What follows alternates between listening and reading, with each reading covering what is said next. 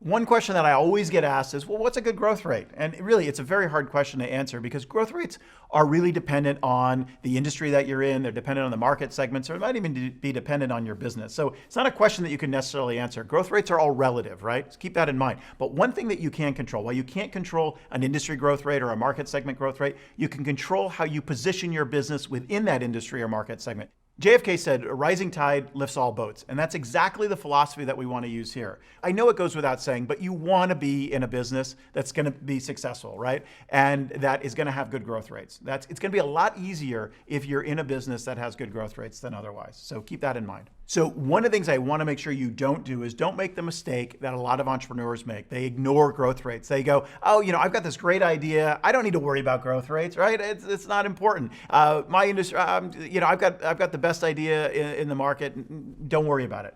I say that you need to worry about all these signs because they're all indicators as to where you really need to go. So why are growth rates so important? It indicates the feasibility of your business. And if you're in an industry that has low or no growth or maybe even declining growth, maybe a business that you want to stay out of. Give you an example. Recently, I was getting my oil changed in my car, and I was thinking to myself, this is not a good business to be in, right? With the advent of electric cars, the trends are going in a completely different directions. Right now, people need to change their oil, but from 10 years from now, that may not be so much the case with the advent of electric cars. So it also validates the market. And I think it's just important to understand that if you're in a growing market, you might be in a more valid market. So understanding your growth projections and understanding how your industry is going also helps you in understanding kind of the growth curve. Every market has a growth curve, right? And where are you on that growth curve? Are you kind of at the beginning of the growth? Are you peaking at the growth? Or are you on the declining side of the growth? So you want to know where you are on the curve, or to the best of your ability, understand that as well. I'll give you an example. When I started in e-commerce, very early on, we kind of got off to a slow start for the first couple of years, but after that, e-commerce was growing at 50, 60, 70% a year. It was crazy, right? And this went on for 5-6 years. And then it started to decline. I remember the growth rates were in the 40s and went down to 30s and then kind of leveled off at the 20s. And today they're still really at the kind of the 20% level. So, in most industries, even being at 20%, you would think, wow, that's a great growth rate. But to me, looking back, I love the days when we were at 40 and 50 and 60%. So now it kind of seems like, oh, it's just growing at 20%, no big deal, right?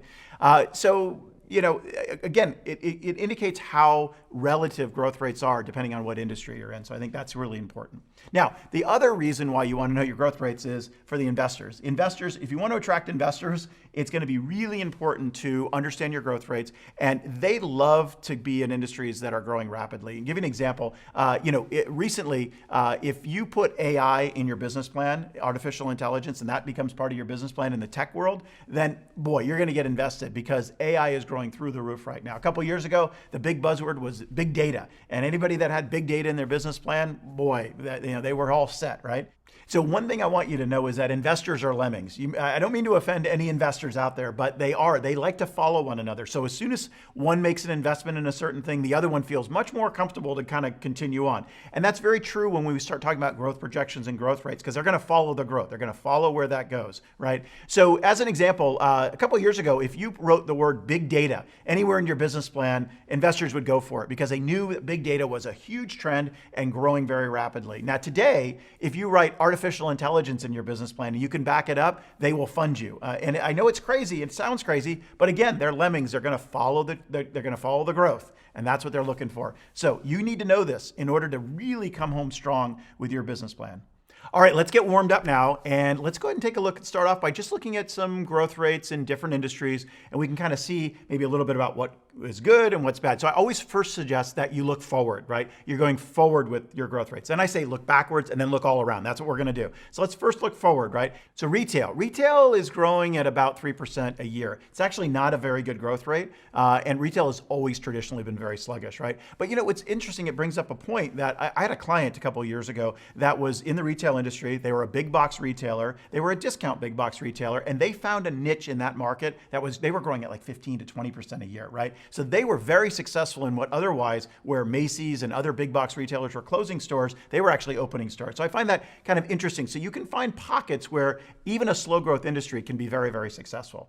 Biotech growing at 30%. Wow, I mean, that's pretty hot right now. Financial services at 20%. Computer and systems design at 18%. Health services at 14%. Construction at 13%. And IT services at 9%. Now, IT services is kind of interesting because it's a huge industry. So even a 9% growth rate, when you start looking at the size of the industry, which I also want you to do, then it starts to take on different characteristics. And within IT services, you're going to find pockets that are growing even more rapidly, like e-commerce development, an industry that I'm in. Next, I want you to look backwards. Look backwards at historical data. And what you're really looking for is, well, what does the last, 4, 5, 6 years, even last 10 years look like? Is it continuing to grow from that? Or is it just starting to peak right now, right? So how does that growth curve look? And also, I want you to look at volatility, right? So is the industry kind of growing like this? It's growing one year and then sinking another year and growing another year and so on and so forth. And that can also be problematic because you don't really want to be in an industry that's volatile, right? Because it's very hard to control your business. Unless you're really well established, you can ride through the bad times. That's something that you want to be careful on. So looking backwards is always very helpful. Next thing I want you to do is look all around, right? Look at the different market segments and the subsegments that you can go into and start to compare the different segments because you're going to find pockets that you might want to position your business in that you hadn't otherwise thought about, or just describing the growth in a different way and describing your business in a different way can actually take on different growth rates. So again, you might be in a slow growth industry, but you might find a pocket that's really rapidly growing as well. So I want to take a look at a couple of examples just so you can see how to kind of read between the tea leaves, so to speak, right? To look at the different growth rates and see how you can translate them accordingly, right? So the first one is personal skincare for men, which is an example that we've used here and throughout our business plans. So if we look into this industry, we see the cosmetics industry is growing a little over 7%, which is kind of interesting. That's not incredible growth, but it's okay, right? Now inside, when we go down to the next tier, we see that the skincare industry is growing at about 5%.